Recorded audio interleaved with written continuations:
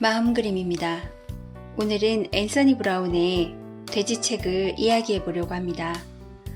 여성으로서 그리고 한 가정의 엄마로서 그 존재감이 어떻게 표현되고 그리고 그 생명의 연결 그런 것들에 대해서 생각해 볼 여지가 많은 것 같습니다.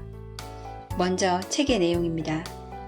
피고 씨는 두 아들인 사이먼, 패트릭과 멋진 집에 살고 있었습니다.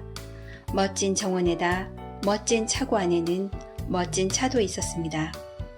집안에는 피고 씨의 아내가 있었습니다. 여보, 빨리 밥 줘! 피고 씨는 아침마다 외쳤습니다. 그리고는 중요한 회사로 휑하니 가버렸습니다. 엄마, 빨리 밥 줘요! 사이먼과 패트릭도 외쳤습니다. 그리고는 아주 중요한 학교로 휑하니 가버렸습니다. 피고 씨와 아이들이 떠나고 나면 피고 부인은 설거지를 모두 하고 침대를 모두 정리하고 바닥을 모두 청소하고 그러고 나서 일을 하러 갔습니다.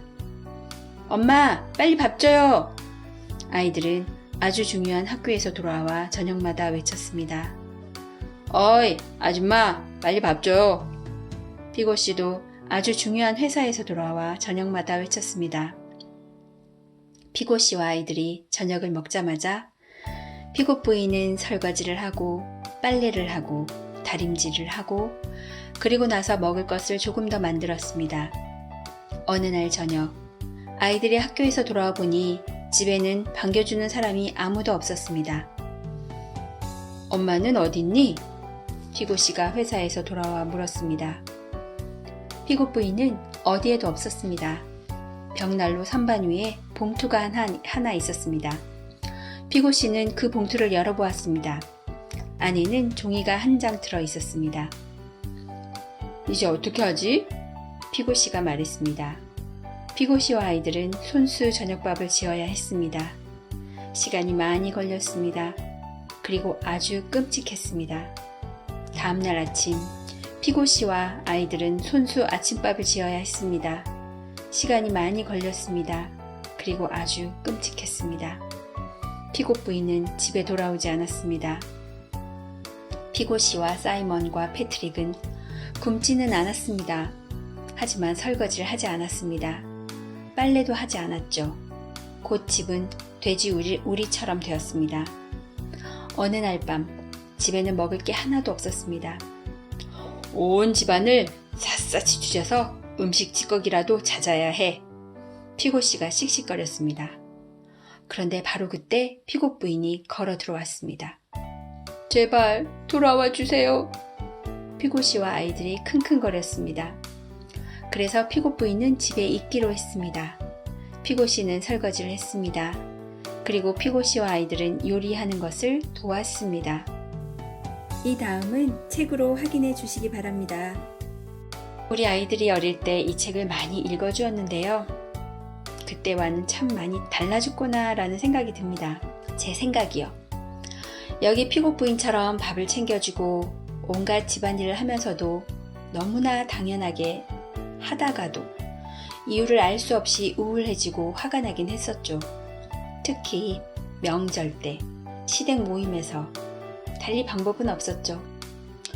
그리고 이 책을 읽고 그런 생각도 했었죠. 집을 나간다면 우리 집도 이렇게 될까 하는 상상을 해보기도 했으니까요. 피고 부인의 변화에 살짝 통쾌하다는 느낌도 있었죠. 그런데 이제 봐보니 작가가 남성이다 보니 역시 여성의 입장일 수는 없구나 라는 생각이 드네요. 바로 엄마가 돌아오고 피고 씨와 아이들이 변화해서 피고 씨와 아이들은 요리하는 것을 도왔습니다 라고 합니다. 도왔다라는 말은 역시 집안일의 주체는 엄마라는 뜻이니까요. 그래서 여성이 목소리를 내야 한다는 그런 말에 공감합니다. 남성 중심의 가부장제 사회에서 오래된 관념과 역할에 따르기만 강요됐다고 생각합니다. 숨죽여 참아낸 여성들이 화병만 얻을 것이 아니라 건강한 자존감, 그 존재감으로 자기 표현이 있어야 한다는 거죠. 엄마이기 이전의 한 여성이고 인간이라면 왜 이런 변화를 원했는지 정말 궁금해지는 대목일 겁니다. 초등아이들 상담을 해보면 자존감이 낮아 무척 힘든 아이들이 많았습니다.